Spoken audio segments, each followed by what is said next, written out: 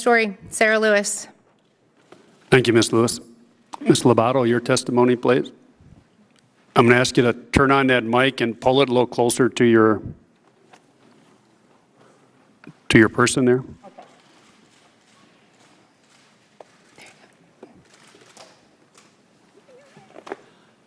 Good morning, Chairman Waxman, Chairman Stupak, May I have you pull that mic up just a and little the bit members more? of the committee. Thank you for inviting me to Washington to share my story. I hope that by doing so, together we can make our dinner tables and our entire food system safer for all of us.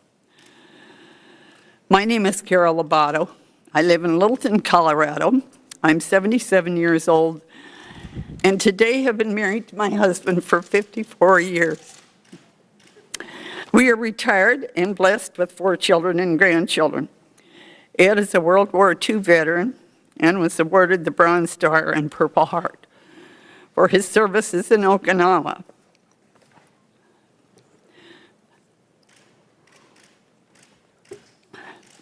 My story began the evening of July 10th of this year, the night that Ed and I took our grandson, Drew, to the Fort restaurant in Morrison, Colorado. The Fort is an upscale restaurant that serves wild game and other exotic dishes.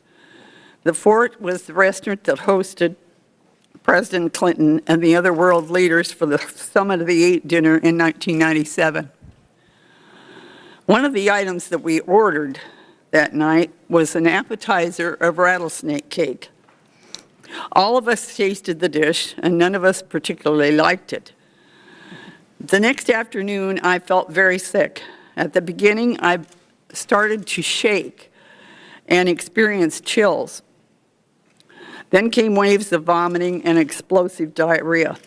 My fever rose to 102. Later, the doctors called this septic shock. Ed rushed me to the emergency room. Their doctors administered several tests, including chest x-rays, CAT scan, blood, stool, and urine samples. They gave me IV hydration and sent me home after several hours and told me to return if the symptoms did not improve. The next day, I went to see our family doctor as I was experiencing diarrhea, stomach cramps, dizziness, and weakness. He examined me and sent me to Swedish Hospital in Inglewood. The ride to the hospital was very unpleasant. I was quite sick. My electrodes were depleted, my potassium level was dangerously low, and the doctors at the hospital immediately put me on IVs of antibiotics, potassium, and I also was on oxygen. A few days later, the cultures come back as positive for salmonella bacteria that was both in my bloodstream and my intestine. Since I take medication for rheumatoid arthritis, which compromises my immune system, I was particularly at risk for an infectious bacteria like salmonella. The infection wiped me out to the point where I was unable to function. I could not even get out of bed without help. I remained at the hospital for an agonizing 4 nights, 5 days before I was finally discharged to come home. The salmonella infection is not over for me. I have lost my stamina. I often experience indigestion, and it is difficult for me to enjoy certain foods. I feel very tired and require rest during the day. I lost 8 pounds in the hospital, which was the only plus of this ordeal. My doctors told me that I almost certainly would have died without aggressive intervention. Ed and Drew, our grandson, were also ill, but their condition was not as serious as mine. The CDC and the Jefferson County Department of Health later determined that the rattlesnake cake that we consumed at the Fort was the source of our illness. Through a traceback procedure, investigators found that the eggs used in the rattlesnake cake had not been properly cooked. They were from the right County, Iowa farm, Wright County Egg Farm in Iowa. The salmonella found in my cultures was the exact DNA match to the salmonella found in the egg farm.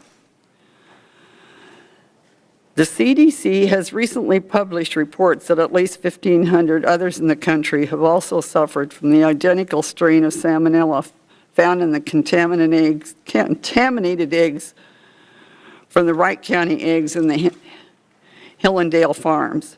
The FDA has now inspected the farms and found several violations. The published inspection report shows the following: chicken manure piles 4 to 8 feet high in the hen houses, live wild birds, not chickens, flying around the hen houses, rodent burrows along the baseboard of the hen houses, liquid manure seeping through the concrete foundation, standing water in the chicken manure pits, loose chickens walking through the manure piles and laying their eggs inside, 31 live mice observed in the hen house, live and dead flies too numerous to count inside the hen houses, 65 unsealed rodent holes in the walls of the hen house. These findings are shocking to me. Now, I have personal experience with chickens and eggs. You see, I grew up on an Iowa farm. I was one of 5 girls, and I shared the responsibility for doing the work and the chores that went with the family farm. That included raising chickens from little chicks to the time they were ready for market, and for the eggs that we gathered and sold. Our farm never looked the way these 2 farms look and have been described. We never had any problems because we kept our farm clean, took proper care of our chickens, and did things the correct way. 3 years ago, this country suffered a horrible salmonella outbreak linked to contaminated peanut butter that sickened over 700 nationwide.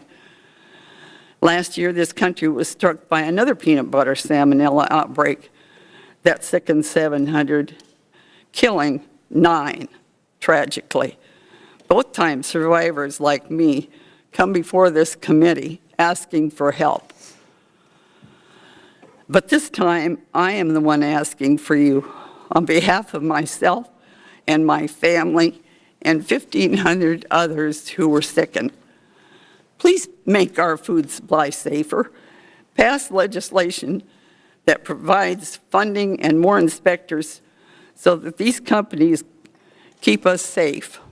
Pass legislation that requires testing of products before they leave the factories. Pass legislation that rewards companies who do the right thing and punish those who refuse to do so. Because if we don't, we will all be here again.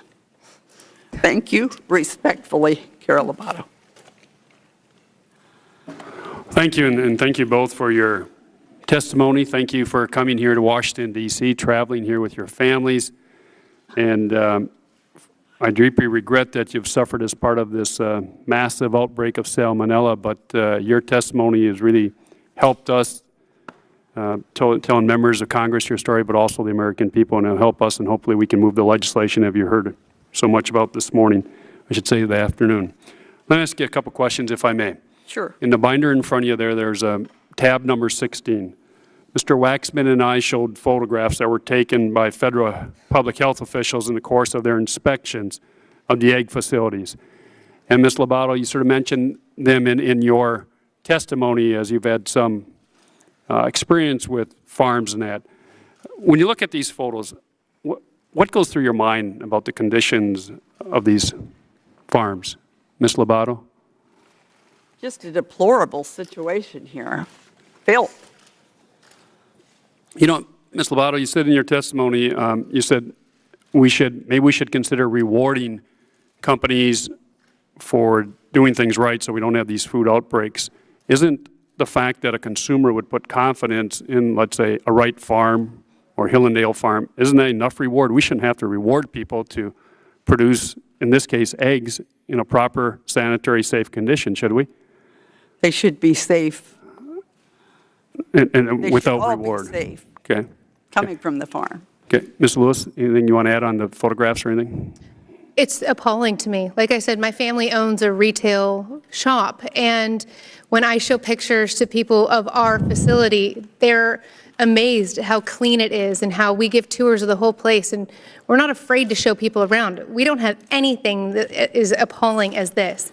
And In your butcher shop, do you have a plan to take care of pests and rodents and Absolutely. flies, and you Yeah, cannot have them around? absolutely.